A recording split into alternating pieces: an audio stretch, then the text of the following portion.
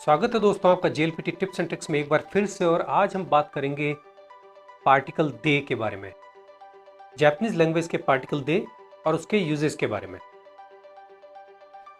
They particle, it is used to indicate the place where action और event takes place.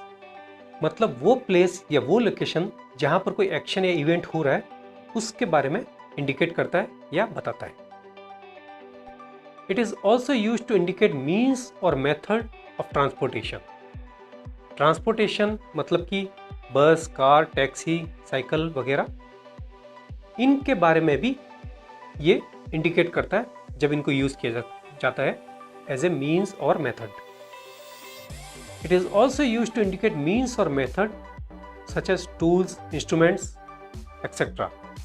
मतलब tools या कुछ instruments वगैरह जो होते हैं उनको भी जब एज ए मीन्स और मेथड यूज करते हैं तो उसको भी हम दे पार्टिकल से इंडिकेट करते हैं। आइए, फर्स्ट पॉइंट जो है, it is used to indicate the place where action और इवेंट टेक्स प्लेस, उसको एग्जांपल से समझते हैं। गाक्को दे बेंक्यो शिमास, I will study at school. मतलब मैं स्कूल में पढ़ता हूं या मैं स्कूल में पढ़ूंगा। यहां पर एक्शन क्या है और किस जगह पे एक्शन हो रहा है। एक्शन है स्टडी, टू स्टडी, मतलब जापानीज में बोलेंगे तो बेंक्यो शिमास, मतलब पढ़ना। और एक्शन कहां पर हो रहा है, वो है स्कूल में, एट स्कूल, जिसको हमने यहां पे लिखा है गाक्को दे। तो आप देखिए, वो प्लेस जहां पर की एक्शन परफॉर्म हो रहा है वो प्लेस है गाक्को यानी कि स्कूल, और उसको हमने इंडिकेट किया है पार्टिकल दे से।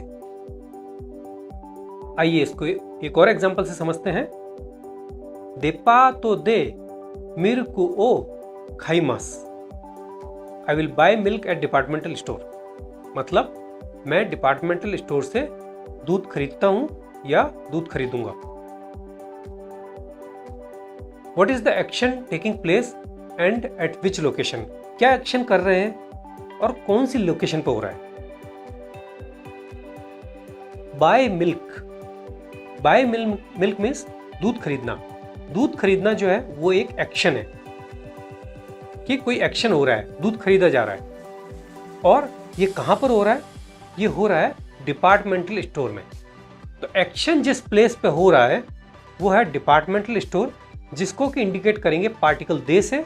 तो सेंटेंस में देखिए, देपा तो दे और उसके बाद में मिल्क ओ खाइमास। आइए दे पार्टिकल के सेकंड यूजेस के बारे में बात करते हैं। It is also used to indicate means और मेथड ऑफ ट्रांसपोर्टेशन। ट्रांसपोर्टेशन के जो मीन्स और मेथड्स हैं उनको किस तरह से इंडिकेट किया जाता है यहाँ पर, वो हम देखेंगे एग्जाम्पल्स के साथ में।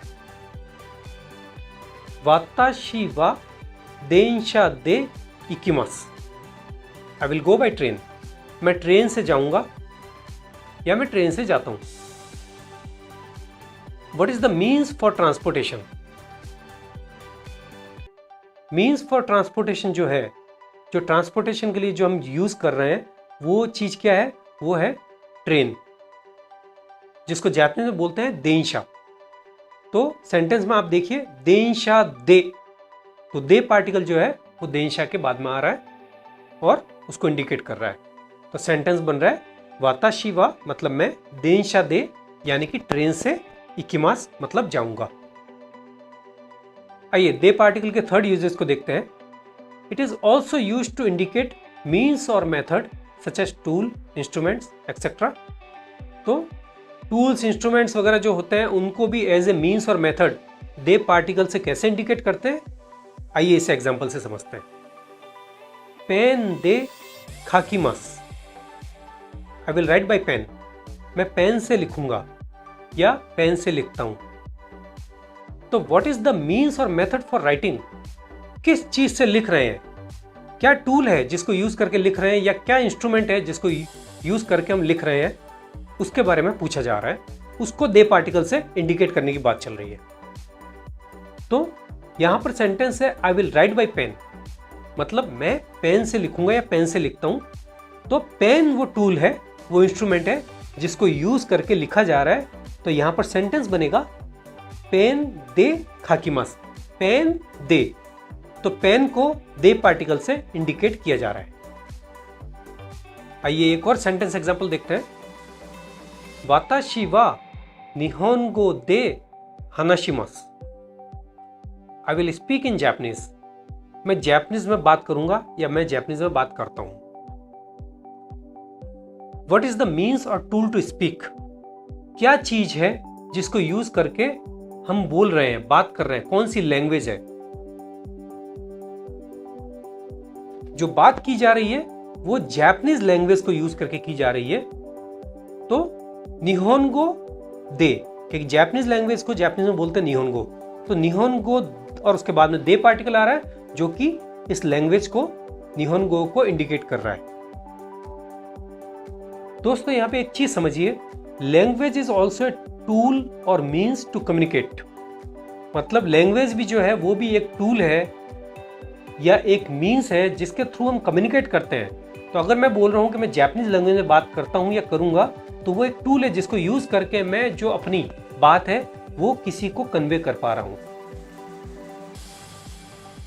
आइए दोस्तों बात करेंगे अब टिप्स एंड ट्रिक्स की। और यहाँ पर जो सबसे इंपॉर्टेंट जो कंफ्यूजिंग पॉइंट होता है वो होता है कहाँ पर दे पार्टिकल को यूज करना है, कहाँ पर नी पार्टिकल को यूज करना है। दोनों का डिफरेंस यहाँ पे ढंग से समझिएगा। नी पार्टिकल को हम यूज करते हैं एग्जिस्टेंस शो करने के लिए। किसी एक पर्टिकुलर लोकेशन पे, किसी एक प्लेस पे जब किसी चीज की एग्जिस्टेंस शो की जाती है तो उसके लिए नी पार्टिकल का यूज करते हैं। लेकिन किसी लोकेशन पे जब कोई एक्शन हो रहा होता है तब हम दे पार्टिकल का यूज करते हैं। मतलब यहां पर किसी लोकेशन पे कोई चीज रखी हुई है तो वो उसकी एग्जिस्टेंस है, तब हम नी पार्टिकल का यूज कर रहे हैं। लेकिन अगर वहां पर कोई चीज, फॉर एग्जाम्पल कोई गा रहा है या कोई पढ़ाई कर रहा है या कोई कुछ काम कर रहा है, तो वो सारी चीजें एक्शन है, तो वहां पर हम दे पार्टिकल का यूज करेंगे उस लोकेशन के लिए। दोस्तों आज हमने सीखा दे पार्टिकल के बारे में। उम्मीद करता हूँ आपको अच्छे से समझ में आया होगा और आप एग्जाम में गलती नहीं करेंगे और जो टिप्स एंड ट्रिक्स है उसको भी दिमाग में रख के चलेंगे। मिलते हैं जल्दी आपसे नेक्स्ट वीडियो में, तब तक के लिए गुड बाय।